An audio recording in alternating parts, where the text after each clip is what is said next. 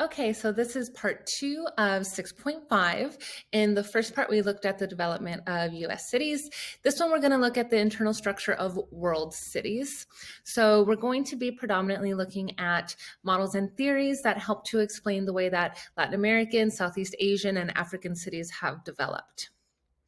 So again, this idea of the value of land being influenced by the distance from the city center or the CBD continues to hold true.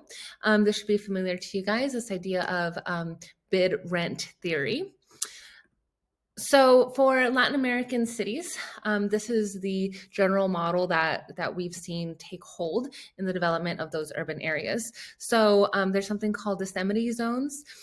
These are locations that are typically steep, mountainous, and sometimes dangerous terrain that are not connected to city services, therefore disamenity. So not having those amenities of city life, right?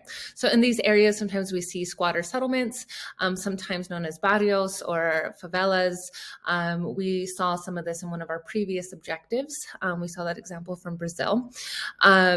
So this is a zone of situ accreditation. So mixed quality housing, a transitional zone from elite housing to squatter settlements. So typically we do see more expensive housing or a little bit nicer housing outside of city areas. This is also outside of city areas, but not fully connected. So this is what we see here, the central business district. Sometimes we see like a spine or like main corridor that goes down to a mall or like an open commercial area. The market also is right within that CBD area. We do have an industrial zone that has connections to that market, but the majority of it is on the outskirts of the city. Then we have a zone of maturity closer to the inside here. Those sometimes are like the old cities or the colonial zones. Then we have the zone of situ accreditation or like semi accretion. Then we have middle class residential and then elite residential. And notice how this is a little bit different in that it's kind of like hugging that main zone area. So think of like maybe condos and that kind of thing.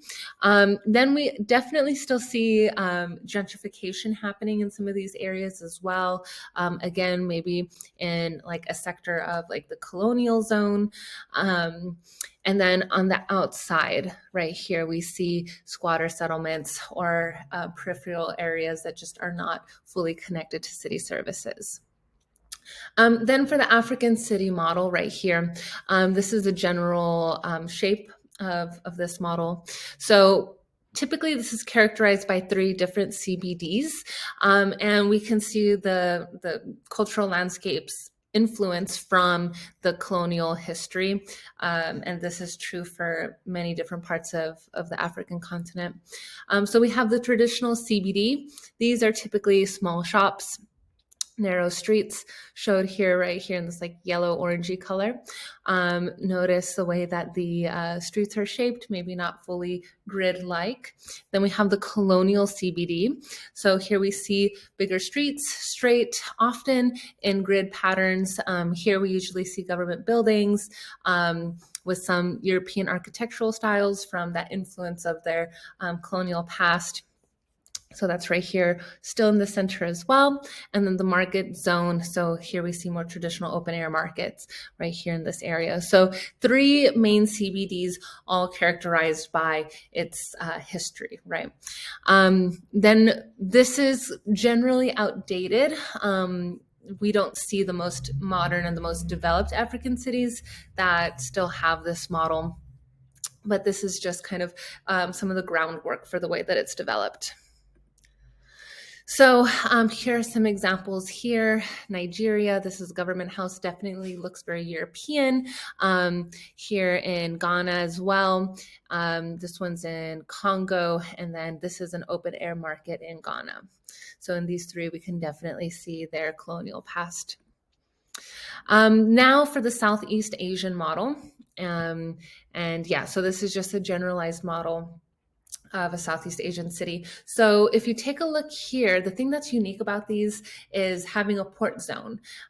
So for Southeast Asia, we do see a lot of coastlines, we see a lot of islands. So port zones tend to be the center of commerce in Southeast Asia.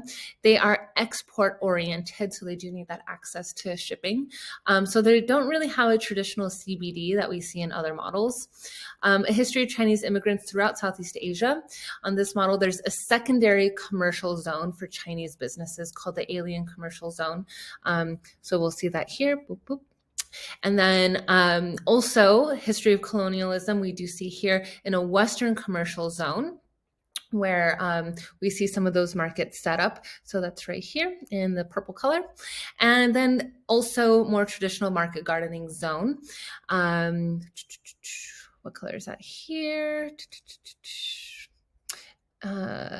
Yeah, so usually it'll be closer to the port, close to these other two commercial zones.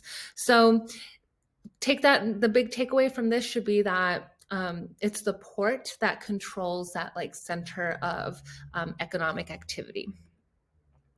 So again, what is the point? What are we looking at here? These models help us understand general characteristics of cities in different world regions. Again, these are just generalizations. This is not true for every single place. This is just kind of like a generic model that we've seen of these patterns and processes.